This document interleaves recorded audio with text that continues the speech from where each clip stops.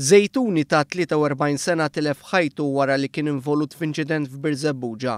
Il-każ seħħ fuq moll li jintuża minn kumpanija privata fil-Port Ħieles meta l-ħabta tad-9:30 tal-ħamis filgħodu qeleb krejn għal ġol baħar.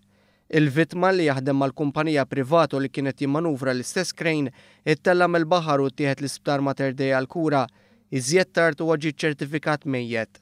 F'reazzjoni l-Awtorità għas-Saħħa u s-Sigurtà fuq il-post tax-xogħol qalet li dan kien il-5 inċident fatali din is-sena bit-tnejn ikunu f'siti ta' kostruzzjonijiet.